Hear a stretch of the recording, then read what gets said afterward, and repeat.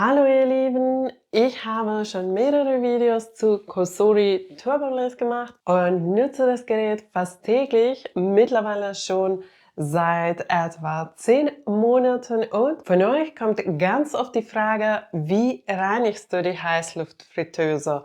Und genau darum geht es heute. Ich zeige dir, wie ich das Gerät sauber mache, inklusive Innenraum und Heizelemente. Ich muss aber ehrlich sagen, ich habe bisher die Heizelemente noch nie gereinigt und den Innenraum nur ein paar Mal abgewischt. Warum ich das jetzt bereue, erfährst du in meinem Video und mein Fazit, wie ich es in Zukunft besser machen werde. Also, los geht's! Mein Handbuch habe ich leider nicht mehr gefunden, also habe ich auf der Cosori Webseite geschaut und dort gibt es das Handbuch auch als PDF. Also wenn du das gleiche Problem hast, dann werde ich es für dich unten in der Videobeschreibung verlinken. Leider gibt es in dem Handbuch nicht sehr viel zum Reinigen, aber das habe ich mir kurz durchgeschaut. Also da steht es, dass man die Heizelemente vorsichtig reinigen soll mit einem trockenen Tuch und dann auch den Innenraum nur mit feuchtem Tuch, also nicht mit viel Wasser reinigen. Bevor du mit der Reinigung beginnst, Stecker ziehen und das Gerät vollständig abkühlen lassen. Super wichtig, gerade wenn du das Innere reinigen möchtest. Als erstes werde ich Korb und Gitter reinigen. Ich habe zuletzt meine saftigen Heißluftfritteusen-Hackbällchen gemacht und danach bleibt natürlich einiges an Fett im Korb. Ich wische den Korb zuerst mit einem Küchenpapier aus, weil ich das Fett nicht gerne direkt in der Spüle habe. Danach bleibt kaum noch etwas übrig. Dann einfach mit etwas Spülmittel, heißem Wasser und einer Bürste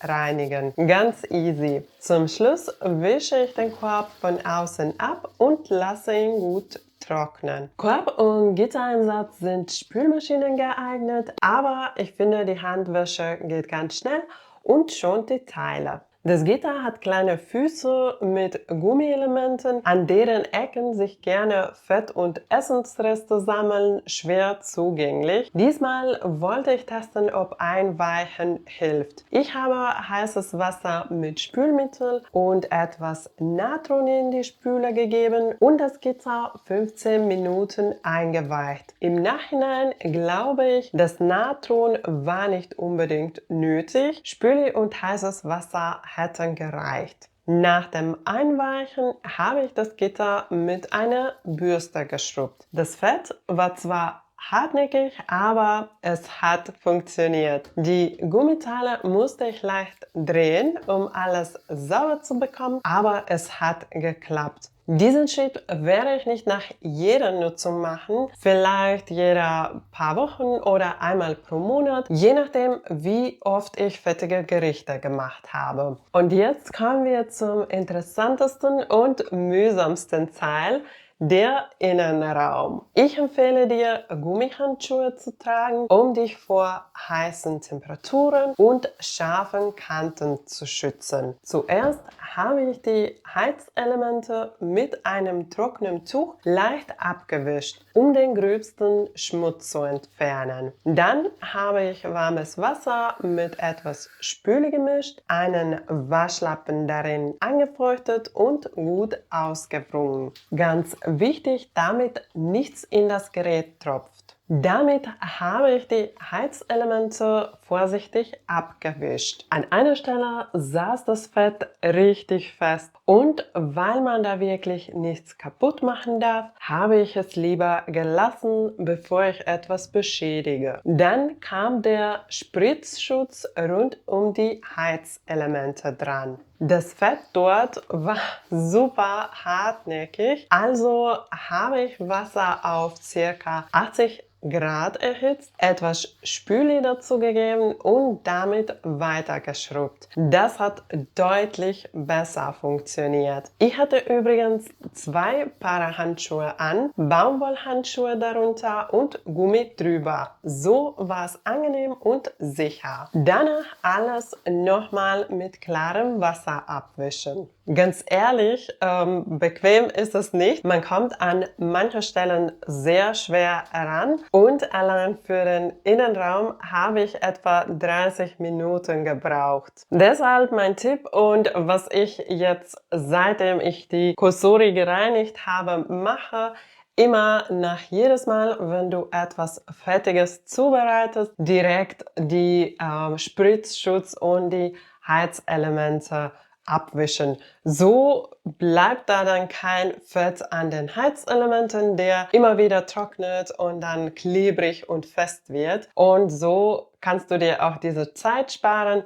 und musst dann nicht so lange reinigen, wie ich das machen musste. Zum Schluss habe ich das Gerät noch von außen mit einem feuchten Tuch abgewischt und gut getrocknet. Danach habe ich die Heißluftfritteuse leer eingeschaltet und vorgeheizt, damit eventuelle Reste von Reinigungsmittel verdampfen. Ich bin super zufrieden mit dem Ergebnis, auch wenn es ein paar Stellen gibt, wo ich das nicht ganz sauber bekommen habe. Aber im Ganzen sieht das Gerät richtig gut aus und obwohl es etwas gedauert hat und auch mühsam war, habe ich es trotzdem sauber gekriegt. Ich war mir anfangs nicht sicher, ob das Reinigen das Gerät nicht schädigt. Wie ihr gesehen habt, habe ich das Gerät gedreht beim Reinigen und auch so gehalten während der Reinigung, weil ansonsten kommt man einfach nicht hin und man kann es noch schwerer reinigen. Deswegen wollte ich das Gerät danach noch 1 Monat lang testen. Also jetzt ist schon 1 Monat vorbei, nachdem ich das Gerät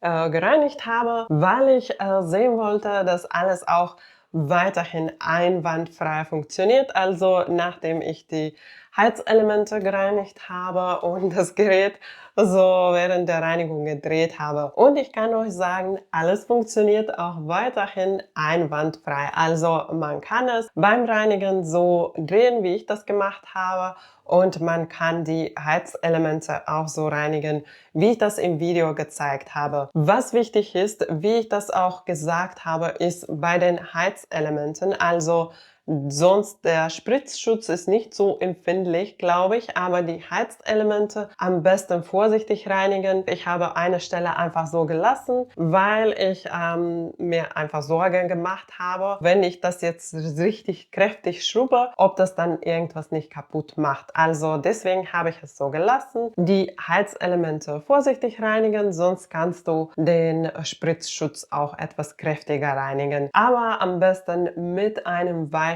Tuch und nichts, was dann die Innenraum kratzen wird. Und auch ganz wichtig, wie ich das auch schon vorher erwähnt habe, nicht mit einem richtig nassen Tuch, sondern mit einem fast trockenen, feuchten Tuch reinigen, so das Wasser nicht in das Gerät tropft. Und seitdem ich das Gerät gereinigt habe und gemerkt habe, wie lange es dauert und wie mühsam es ist, mache ich das nicht mehr so, wie ich davor gemacht habe. Also jedes Mal, wenn ich was Fettiges zubereite, wische ich die Heizelemente und auch das Spritzschutz direkt mit einem feuchten Tuch ab, obwohl man da auch nichts sieht. Also man sieht diesen Fett nicht, weil es klar ist, das ist durchsichtig, aber wenn du das mit dem Tuch abwischst, dann wirst du merken, dass auf dem Tuch Fett bleibt. Also mein Tipp an dich, wenn du das vermeiden willst,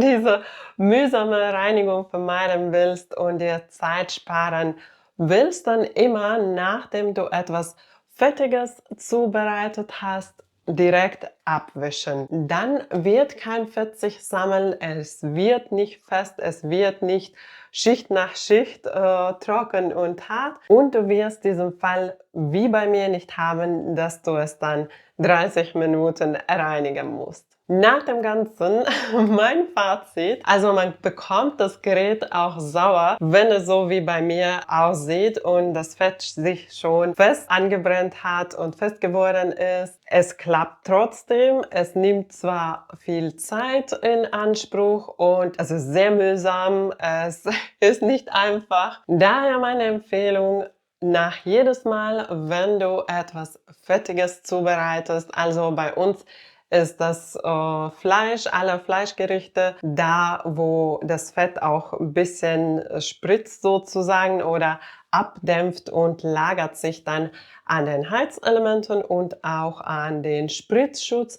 Nach solchen Geräten direkt nachdem das Gerät komplett abgekühlt ist, also ganz wichtig, immer erst abkühlen lassen, danach mit einem feuchten Tuch abwischen und so sparst du dir Unmengen von Zeit an Reinigen. Also das ist mein kleiner Tipp und das mache ich auch seitdem ich das Gerät gereinigt habe. Ich hoffe, mein Video war hilfreich für dich.